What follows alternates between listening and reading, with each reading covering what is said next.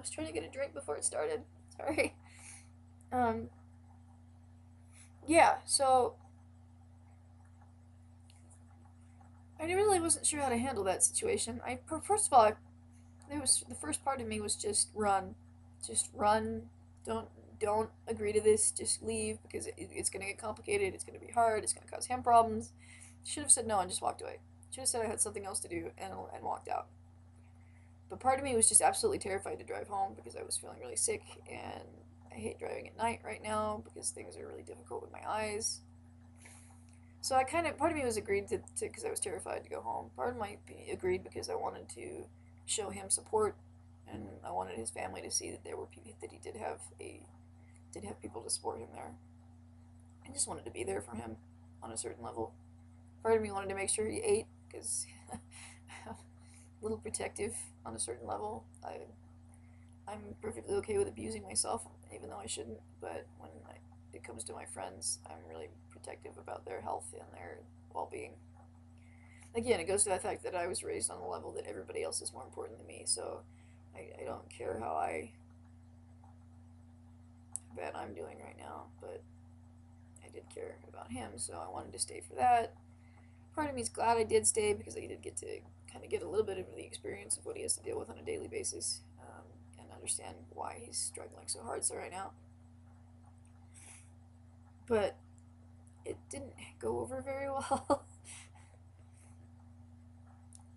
I just part of it is just they were trying to shock me and they didn't, and they weren't getting the response they were expecting from me, so they tried harder and harder and harder, and it just didn't really work, and it ended out pretty bad, and it kind of I don't even know what to say about that one because part of it was because I didn't want to lie to him. I could have just lied and just gone along with it and pretended to be shocked and pretended like, oh yes, you can read my mind and you really know what's going on inside of me, but I couldn't do that because I don't really like lying and I really don't like people lying, and I just really have a big problem with lying in general and on a lot of levels. Even though every human being on the planet lies on a certain level, it's part of human nature. But I really don't like it, and I really don't want to do it, and I really didn't want to pretend to be someone I wasn't to people. I just really didn't want to do that. They were expecting something of me that they weren't getting. So I kind of just every time they would do that kind of thing, I'd just kind of laugh because that was the only response that was really viable in the situation.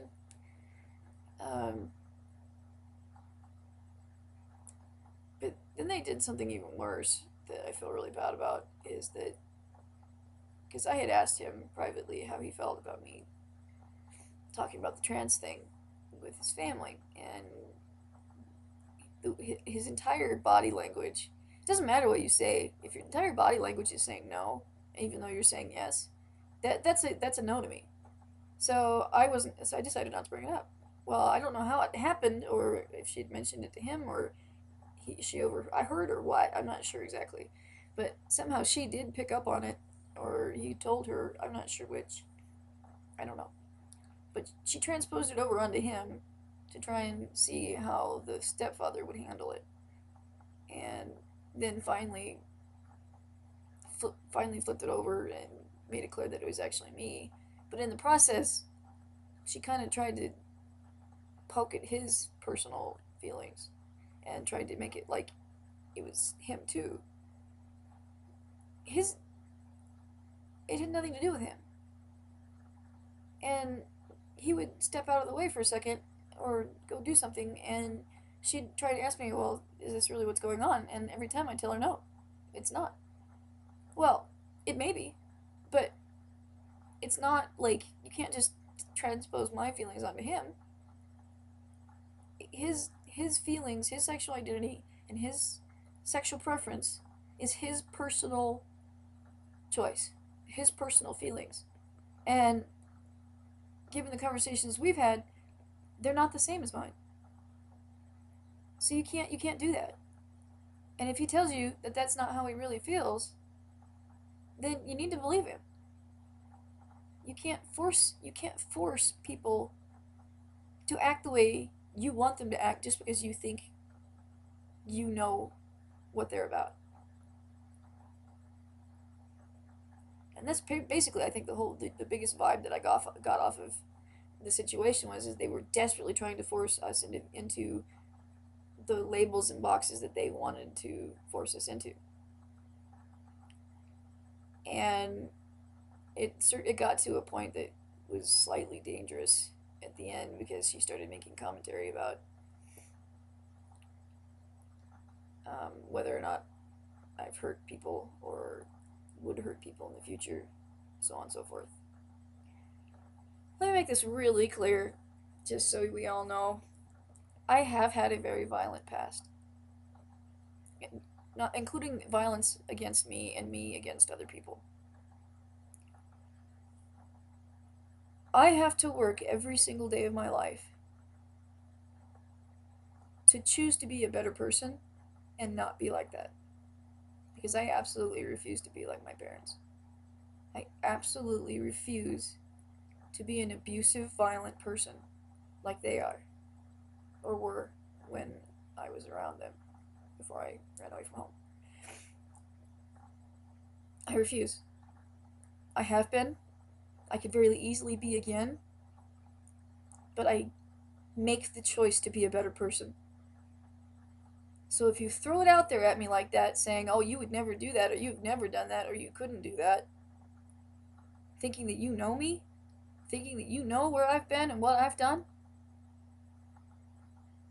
that was the line for me. I couldn't laugh anymore, and I couldn't lie. So all I could do was just stare at her. And she got kind of upset and kind of said, if that's really honestly how you feel, if that's really something that's happened, then you need to leave my house. And I didn't want to get up and walk out of her house because that's not. If I don't want to do that to people, and that's not the future that I want, and that's not the thing that I want to do. I purposely choose not to be like that. But don't sit there and try and tell me that's not something I could do, because I've done it. So all I could do is just sit there and stare at her, and at a moment I did try to explain it to her, but she wasn't listening at that point. So after the situation got diffused just a tiny little bit, Eric helped me get, or I'm sorry, I did it again. I'm glad I didn't even say it though. Try not to use names. I don't know why I do that. Maybe, I don't know. But anyway, my friend helped defuse the situation by pretty much excusing me from the situation, and so I left. But it really upset me on so many different levels of, I don't know, and I don't have much time on this, so I don't know how much more I could do. I might have to do another one, and I'm getting a little worried about, like, personal boundaries again, because I almost slipped and said his name, and I'm glad I didn't. My apologies to Eric, because he has nothing to do with this. It's something different. I don't know why I always do that. I even do it to I have 2 or 3 different friends that are the same name, and I even do that to one of the other ones that I don't know why the names have nothing to do with each other. I don't.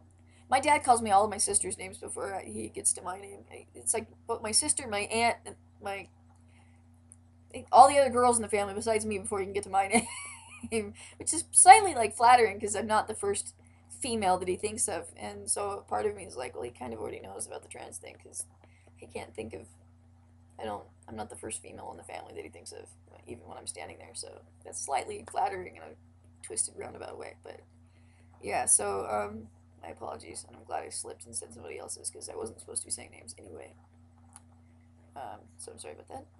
And I'm not done, but we'll talk in a minute because this is gonna stop. Um, Slightly worried I might talk to him before I post these and see how he feels about it. Because I am trying to be ambiguous, but I mean, he knows, so. Part of this is for him, though, because I wanted to try and talk to him about this, and we can't really talk every day because there's no phones and shit. So, yeah, so I'll talk to you in just a sec.